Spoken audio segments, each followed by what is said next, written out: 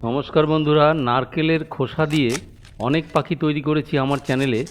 এই পাখিটি তৈরি দেখুন একদম সহজভাবে। নারকেলের খোসা ছাড়িয়ে নিলাম আর এই নরম আঁশগুলো আমি রেখে দিলাম, পরে পাখির লোমে ব্যবহার করব। নারকেলের খোসাটা এইভাবে একটি টুকরো কেটে নিলাম। এবার আমি পাখির আকৃতি সরাসরিভাবে করে নিচ্ছি, মাথা আর শরীর এইভাবে কেটে তৈরি করে নিলাম। একদমই সহজভাবে বানাবো।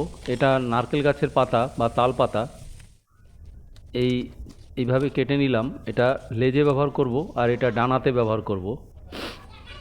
এবার পরপর আমি হটগুলো দিয়ে জোড়া দিয়ে নিচ্ছি। ফেভিকলগুলো দিলেও হবে, এটাতে খুব তাড়াতাড়ি হবে।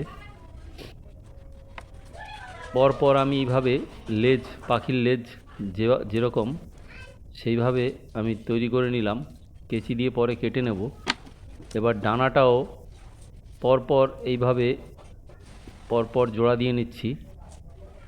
দুদিকের ডানা আমি তৈরি করে নিচ্ছি। এবার পাখির লেজ যেখানে দেব এখানে কেটে নিয়েছি, ফাঁকা করে নিয়েছি, চিড়ে নিয়েছি। গ্লু দিয়ে ভালো করে চেপে ঢুকিয়ে দিলাম। এবার বাড়তি যে উঁচু হয়ে জায়গাটা, এটা আমি কেটে দিচ্ছি চাকু দিয়ে। এবার ডানা দুদিকে মিলিয়ে করতে হবে। দুদিকের ডানা এইভাবে রেখে নিলাম, দেখে নিলাম পরপর ডানাগুলো আছে, এটা লেজের দিকে হবে। এখান থেকেও কেটে নিলাম, দুটো সমান করে নিলাম। গ্লু দিয়ে নিচ্ছি, ভালো করে চেপে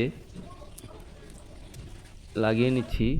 পরের ডানাটাও একইভাবে জোড়া দিয়ে নিলাম। বাড়তি জায়গাগুলো আমি কেটে নিচ্ছি, উঁচু হয়ে থাকবে না, শরীরের সাথে মিলিয়ে দিলাম। দেখুন এই অবস্থায় তৈরি করার পর আমি বাঁশের চটা নিলাম। ঠোঁট তৈরি করব, এইভাবে সরু করে দুটো তৈরি করে নিলাম। এরকমভাবে বাঁশের চটাতে ঠোঁট ভালো হবে। আমার চ্যানেলে অনেক পাখি তৈরি করা আছে, প্রায় সব পাখি তৈরি করেছি। বন্ধুরা, চ্যানেলকে সাবস্ক্রাইব করবেন, লাইক করবেন। এইভাবে চেপে ধরে ফাঁকা করে রাখলাম একটু। এখানে একটি গ্লু দিয়ে নারকেলের খোসার গুঁড়োগুলো দিলাম। নারকেলের খোসার গুঁড়োগুলো দিয়ে দিলাম। বাঁশের চটার ওইখানটাকা সমান হয়ে গেল। খুব সহজভাবে পাখি তৈরি যে কোনো কেউ পারবে, দীর্ঘদিন লাস্টিং করবে। চোখের জন্য ফুটো করে নিচ্ছি।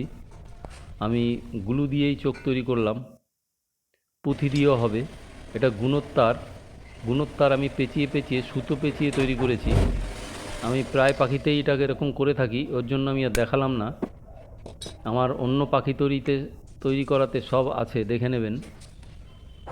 এভাবে ভাঁজ করে নিলাম, যেভাবে বসবে পাখি। ব্যাটারুল দিয়ে বা কিছু সরু কিছু দিয়ে ফুটো করে নেবেন বা নিলাম। গ্লু নিলাম, ভালো করে চেপে আমি ফাঁকা জায়গাটায় ঢুকিয়ে দেবো, যেভাবে বসবে।